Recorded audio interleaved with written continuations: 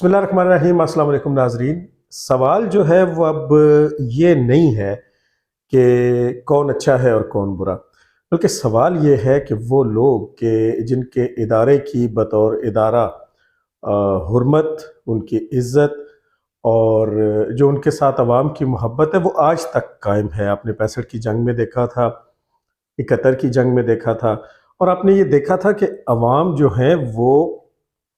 Border پہ تو لڑنے والے لڑتے ہیں، لیکن اس کے پیچھے جو جذبہ، جو محبت، جو جنون، جو پیار ہے وہ عوام کا ہے، اور اس کا بدلہ بھی ہے۔ پاکستان میں آپ نے دیکھا ہے کہ کہیں بھی اگر کوئی قدرتی آفت آتی ہے، کوئی سیلاب کسی صورتحال ہوتی ہے، زلزلہ آتا ہے خدا نخواستہ، یا کوئی بھی ایسی چیز ہوتی ہے کہ جس میں عوام کو، جنرل پبلک کو مصیبت سے نکالنا مقصود ہوتا ہے، تو سب سے پہلے پاکستان کی جو فوج ہے وہ ہمارے سامنے آتی ہے۔ چند دن پہلے آپ نے دیکھا کہ پچھلے چند دنوں سے جو افسوسناک واقعات ہو رہے ہیں اور جو ہماری سیکیورٹی فورسز کے اوپر دہشت گردانہ حملے جاری ہیں، اس میں ہم نے قیمتی جانوں کا نقصان دیکھا ہے، اور قوم کے ان بہادر نوجوانوں نے جامِ شہادت نوش کیا ہے۔ خاص طور پہ وہ جو کرنل حسن کی ویڈیو آئی ہے کہ وہ بالکل خون میں لت پت ہیں اور ان کی آخری سانسیں چل رہی ہیں، اور وہ اپنی جان جو ہے وہ جان آفریں کے سپرد کر رہے ہیں، پاکستان پہ، اس وطن پہ قربان ہو رہے ہیں۔ تو آپ نے دیکھا کہ ان کے خون بہہ رہا ہے، ان کے چہرے سے، ان کے گال سے خون بہہ رہا ہے، اور ایک جوان جو ہے اس نے اس گال کے اوپر ہاتھ رکھا ہوا ہے تاکہ کسی طریقے سے اس بہتے ہوئے خون کو روکا جا سکے اور یہ جانبر ہو سکیں، یہ ان کی جان کو بچایا جا سکے، لیکن ایسا نہیں ہوتا، اور بہرحال وہ جامِ شہادت نوش کر جاتے ہیں۔ اب یہ ہے بنیادی طور پہ اس محبت کی وجہ کہ جو محبت ہم نے 65 میں دکھائی، جو 71 میں دکھائی، جو ہم آج بھی دکھاتے ہیں، اور جس کی وجہ سے ہم پاکستان کی فوج کو پاک فوج کہتے ہیں۔ تو گویا جو بنیادی بات ہے جس میں ان کا مقصد پاکستان کی حفاظت ہے، پاکستان کی سرحدوں کی حفاظت ہے، اور پاکستان کی حفاظت کے لیے وہ جو قیمت لگاتے ہیں وہ ان کی اپنی جان ہوتی ہے۔ فوج کے لوگ اسی دنیا کے رہنے والے ہیں، انہی پاکستانیوں میں سے ہیں، عوام میں سے ہیں۔ آپ اگر خاص طور پہ پوٹوہار کے خطے میں چلے جائیں، جیلم، چکوال، اٹک اور راولپنڈی، پھر میاں والی کے علاقے کو دیکھیں، اور یہ تو خصوصی طور پر، عمومی طور پہ پورے پاکستان میں دیکھیں تو آپ کو ہر دوسرا گھر ایسا نظر آتا ہے کہ جن کا کوئی نہ کوئی بچہ پاک فوج کا یا سپاہی ہوتا ہے یا ریٹائرڈ ہو چکا ہوتا ہے۔ تو اسی عوام میں سے ہے وہ کوئی یہ جو ایک لفظ استعمال کیا جاتا تھا نا جی، خلائی مخلوق، در حقیقت وہ خلائی مخلوق تو نہیں ہے، وہ گوشت پوست کے بنے ہوئے وہی انسان ہیں جن کے بچے بھی ہیں، جن کے جذبات بھی ہیں، احساسات بھی ہیں، جن کے اندر محبت، نفرت، غصہ، برداشت، رحم، سارے جذبے موجود ہوتے ہیں، کیونکہ بنیادی طور پہ وہ ہم جیسے انسان ہیں، ہم میں سے ہیں۔ اور پھر آپ دیکھتے ہیں کہ ایک عام سپاہی جو ہے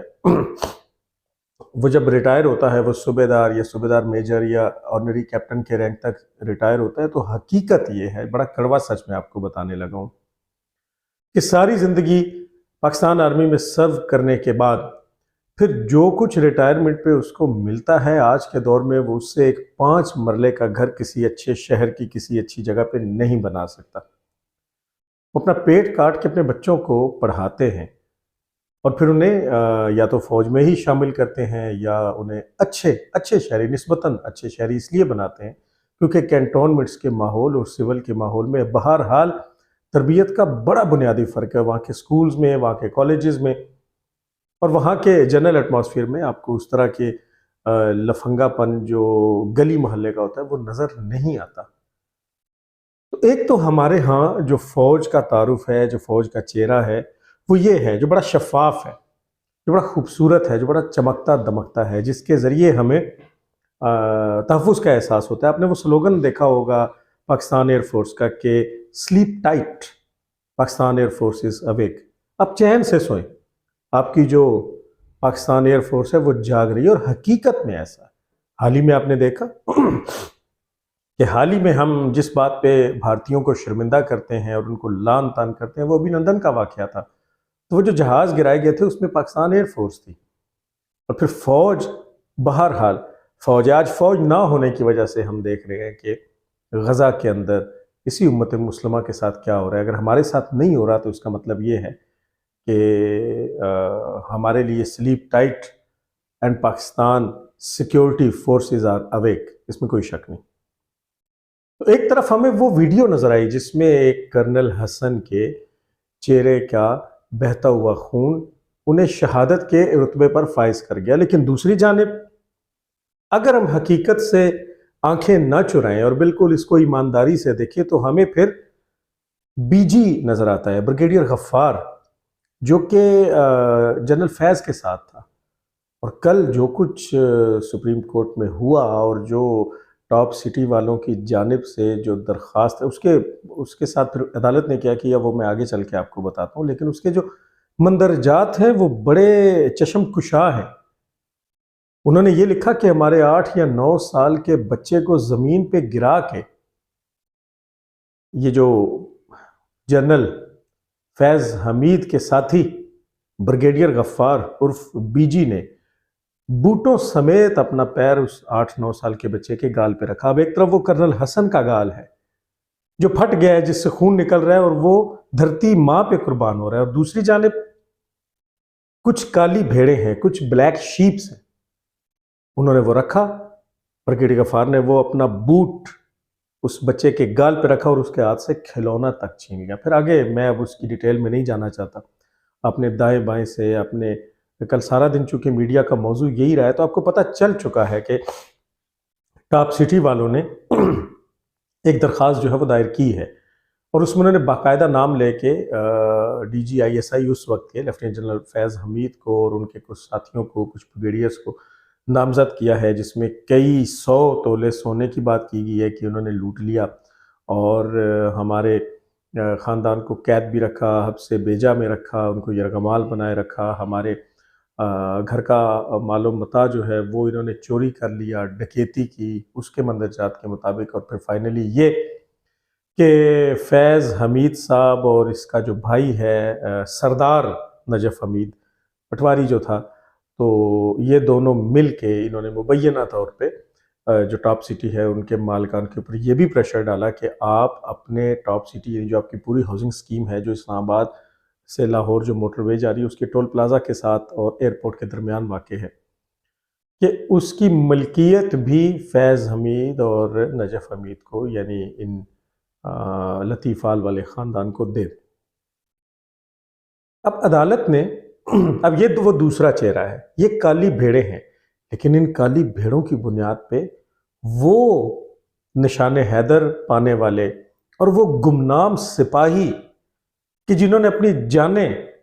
اس وطن پہ قربان کی ہیں، جنہوں نے اپنے جسموں سے بم باندھے ہیں اور وہ ٹینکوں کے نیچے لیٹے ہیں اور جو آج تک حفاظت کر رہے ہیں. کوئی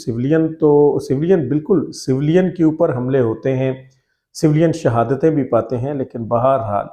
جب ان حملوں کا منہ توڑا جاتا ہے، جب ان حملوں کا کلا کما کیا جاتا ہے، جب ان کے خلاف آپریشن لانچ کیے جاتے ہیں تو وہ تو فوج ہی کرتی ہے، پاک فوج ہی کرتی ہے. تو فوج کی عزت احترام اپنی جگہ پہ قائم ہے. یہ ان چند کالی بھیڑوں کی وجہ سے جو کچھ ہوا. میرا آج کا موضوع بنیادی طور پہ یہ ہے کہ اب یہ ایک ٹیسٹ کیس ہے. ٹیسٹ کیس کیسے ہے کہ کل جب یہ سارا کچھ ہماری عدالت عالیہ میں پیش کیا گیا، جناب چیف جسٹس قاضی فائز عیسیٰ کے سامنے، ان کے ساتھ غالباً اطہر من اللہ صاحب بھی موجود تھے. انہوں نے اس کو بڑے غور سے دیکھا اور پھر لب لباب یہ ہے کہ انہوں نے متعلقہ فورم کی جانب جانے کو کہا. دوسرے لفظوں میں چونکہ ملٹری کورٹس جو ہیں یا ایک ریٹائرڈ جنرل جو ہے اس کا بھی کورٹ مارشل ہو سکتا ہے، تو عدالت کی جانب سے بہرحال درخواست گزار کو یہ کہہ دیا گیا ہے کہ آپ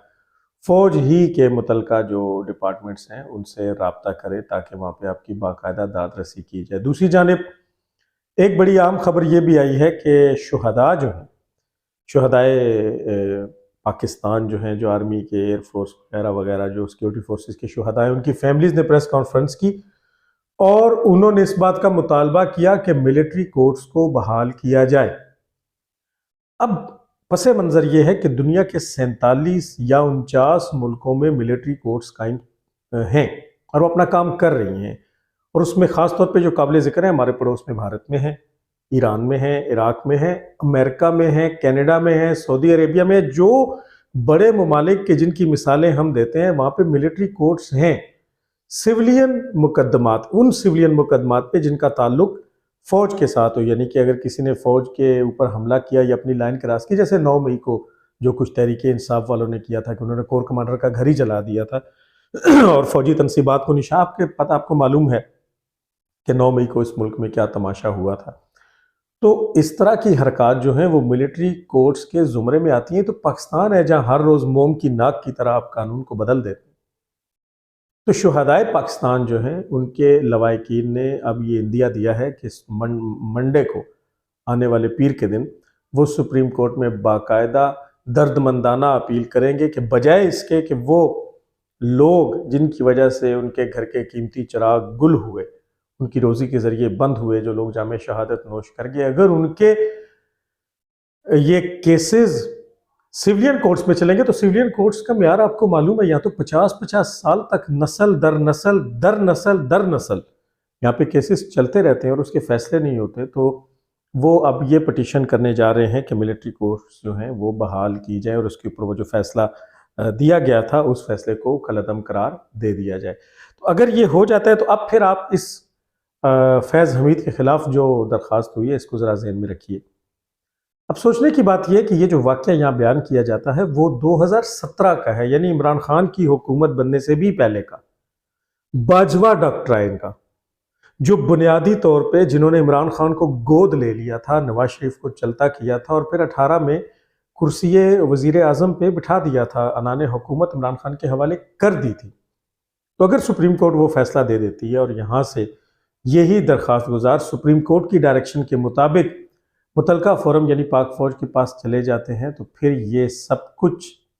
بڑا واضح ہو جائے گا، اور پھر جنرل فیض حمید، بریگیڈیئر غفار اور ان کے ساتھ کے دوسرے لوگ کے جو اس درخواست میں نامزد ہیں ان کے خلاف باقاعدہ کارروائی ہوگی اور ہونی بھی چاہیے۔ باقی تو جو کچھ ہو رہا ہے وہ معمول میں آپ کو نظر آ رہا ہے اور اس پہ ہم روز بحث بھی کرتے ہیں، لیکن بنیادی موضوع یہ ہے کہ اب شاید یہ موجودہ آرمی چیف جناب حافظ جنرل سید عاصم منیر صاحب کے لیے ایک ٹیسٹ کیس بھی بن جائے گا۔ ٹیسٹ کیس اس صورت میں بن جائے گا کہ فوج اپنے کاموں، اپنی سروسز،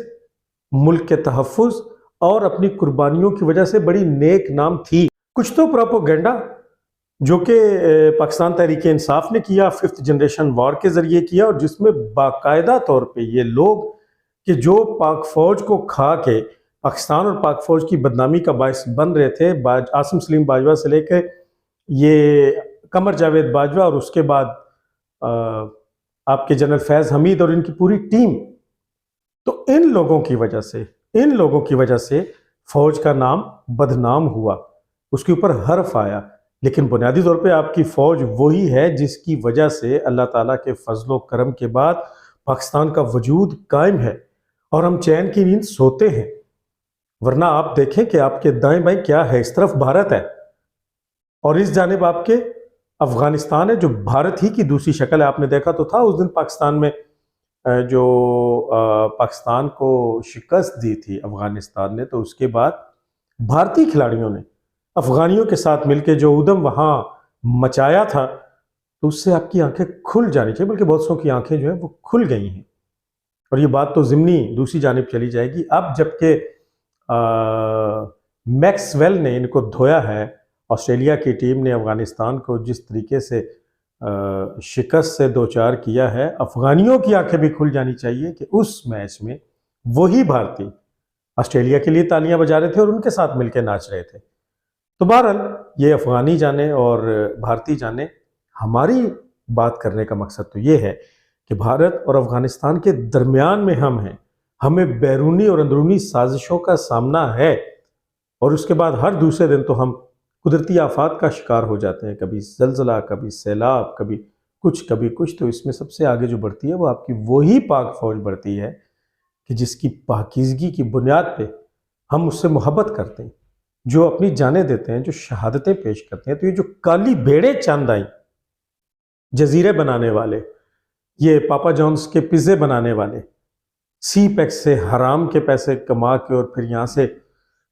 نکل جانے والے، اور پھر اس کے بعد اب یہ جب میں نے پہلے بھی آپ کو بتا رکھا ہے کہ مبینہ طور پہ جنرل فیض حمید جو ہے وہ لطیفال کے اندر دنیا کا سب سے بڑا فروزن میٹ یعنی فریز منجمد گوشت کا پلانٹ لگانے جا رہے ہیں، تو وہ پیسہ کہاں سے آیا؟ اب وہ چیزیں سامنے آ رہی ہیں، تو اب یہ بہت بڑا ٹیسٹ کیس ہے۔ مزے کی بات اور دلچسپ بات یہ ہے کہ آج 2023 ہے اور یہ نومبر کا مہینہ چل رہا ہے، جبکہ یہ واقعہ درخواست گزار کے مطابق 2017 میں ہوا تھا۔ تو 2017 سے لے کر 2023 تک تقریباً 6 سال میں درخواست گزار نے کسی بھی فورم پہ درخواست پیش نہیں کی، یہ شکایت نہیں لگائی۔ شاید اس وقت حالات موافق نہیں تھے اور انہیں پتا تھا کہ وہ مطلب کو لانا۔ فیض حمید کو تو آگے اپنے رینکس نظر آ رہے تھے کہ میں ہمیشہ کے لیے تا دم مرگ قبر تک جانے تک پاکستان کا آرمی چیف بن جاؤں گا، لیکن ایسا نہیں ہو سکا۔ اور اب اگر یہ درخواست گزار، جو کہ ظاہر ہے ایک عام آدمی نہیں ہے، ایک امیر ترین شخصیت ہے، ایک ہاؤسنگ سوسائٹی کا مالک ہے، وہ اب اگر سامنے آیا ہے تو اس کا بڑا واضح مطلب ہے، اور وہ واضح مطلب یہ ہے کہ اب انہیں کہیں نہ کہیں سے گرین سگنل ملا ہے، اور یہ بات اب صرف یہاں نہیں رکے گی۔ سپریم کورٹ نے اپنی سائیڈ کو سیف کیا ہے۔ وہ جو شہداء نے منڈے کو پٹیشن دینی ہے، اس پہ جو فیصلہ آنا ہے، میں تو کوئی حیثیت نہیں رکھتا کہ ابھی سے آپ کو وہ فیصلہ بتا دوں۔ پریڈکشن البتہ یہ ضرور کی جا سکتی ہے کہ اگر سپریم کورٹ دوبارہ ملٹری کورٹس کو بحال کر دیتی ہے، اور پھر اس درخواست کو آپ ذہن میں رکھیں، تو یہ درخواست ایسے تو نہیں دی گئی، یقیناً کسی جانب سے ان کو تھپکی دی گئی کہ یس نو دس از دا ٹائم، آپ کے ساتھ جو ظلم اور زیادتی فیض حمید اور ان کے دائیں بائیں لوگوں کی جانب سے ہوئی ہے، آپ اب اس کے اوپر بات کریں۔ تو اب بات ہوگی، اور اب یہ test case general Syed Asim Munir کے لیے ہے کہ اب وہ اس وزاداری کا مظاہرہ ضرور کرے کہ جس کی اب عوام ان سے توقع کر رہی ہے کہ وہ ان تمام کلپریٹس کو انصاف کے کٹہرے میں لائیں اور انہیں نشان عبرت بنائیں، تاکہ فوج کے اوپر سے بھی یہ داغ مٹ جائے۔ دوسری جانب آپ نے دیکھا کہ پاکستانی عدلیہ کا ناسور، وہ حرام خور بابا جو کہ کبھی کسی جگہ گھس کے چھاپے مار رہا ہوتا تھا، جس نے سوائے عدل اور انصاف کے باقی ہر کام اس ملک میں کیا، ثاقب ناصور نے عدل اور انصاف نہیں کیا، لیکن اس کے علاوہ جو کچھ کر سکتا تھا وہ اس نے کیا۔ اس نے اپنے دائیں بائیں جن لوگوں کو بٹھائے رکھا، جن کی باقیات آج بھی یہاں موجود ہیں، سپریم کورٹ کے اندر موجود ہیں، وہ اور اس کے ساتھ کے لوگ اب وہ بھی مشکل میں آتے ہوئے دکھائی دے رہے ہیں۔ کل یہ بات بھی سپریم کورٹ میں کھل گئی کہ جناب ثاقب ناصور صاحب اپنے چیمبر کے اندر بیٹھ کے بہت سے کیسز کو نمٹایا کرتے تھے، اور بہت سے ایسے لوگوں کو وہاں بلایا کرتے تھے کہ جو بڑے پیسے والے تھے، اور ان سے معاملات طے کیے جاتے تھے، اور یہ معاملے کروڑوں اور اربوں کے نہیں بلکہ کھربوں روپے کے تھے۔ تو کل چیف جسٹس قاضی فائز عیسیٰ نے یہاں تک کہا کہ کسی سینئر وکیل کو بلا کے پوچھ لیتے ہیں کہ کیا چیف جسٹس آف پاکستان اپنے چیمبر میں عدالت لگا سکتے ہیں؟ تو فاروق ایچ نائک صاحب جو ہیں، انہوں نے باقاعدہ عدالت کو مطلع کیا جاننے کے باوجود کہ جناب ایسا نہیں ہو سکتا۔ عدالت وہی ہے بقول قاضی فائز عیسیٰ کے جو عدالت کے اندر لگائی جائے، جو کمرہ عدالت میں لگائی جائے، چیمبر کے اندر عدالت نہیں لگائی جا سکتی۔ تو کچھ مشکلات ثاقب ناصور کے لیے بھی بڑھیں گی۔ تو یہ جو ہمارے ہاں جیم کا تصور ہے کہ جج اور جرنیل، یہ جو دو جیمیں ہیں، انہیں کوئی ہاتھ نہیں ڈال سکتا، تو عوام تو پھر پچھلے 75 سال سے یا 76 سال سے یہ تماشا دیکھتے چلے آ رہے ہیں۔ اب جن کے ہاتھ اس ملک کی باغ دوڑ ہے، ان کے لیے بہت بڑا امتحان ہے، اور اس میں دوبارہ یہ عرض کروں گا کہ سب سے بڑا نام تو آرمی چیف حافظ عاصم منیر صاحب کا ہے، سید عاصم منیر صاحب کا، جبکہ دوسرا نام موجودہ چیف جسٹس آف پاکستان قاضی فائز عیسیٰ کا ہے کہ وہ اپنے اداروں سے ان کالی بھیڑوں کا صفایا کیسے کریں گے یا نہیں کریں گے۔ اگر کریں گے تو آپ یقین کریں کہ یہ جو داغ ان اداروں پہ لگ گئے ہیں، یہ جو ان کی ساکھ خراب ہوئی ہے، اس میں پروپیگنڈا پی ٹی آئی کا ضرور شامل ہے، اس میں 5th جنریشن وار کے وہ لونڈے لپاڑے ضرور شامل ہیں جنہوں نے یہ سارا کچھ کیا ہے، اور جنہوں نے 9 مئی بھی کیا ہے۔ لیکن بہرحال اداروں کی جانب سے کچھ کالی بھیڑوں نے بھی کوئی کسر نہیں چھوڑی۔ تو قوم کو انتظار رہے گا، انشاءاللہ اگلے پروگرام میں آپ سے دوبارہ ملاقات ہوگی۔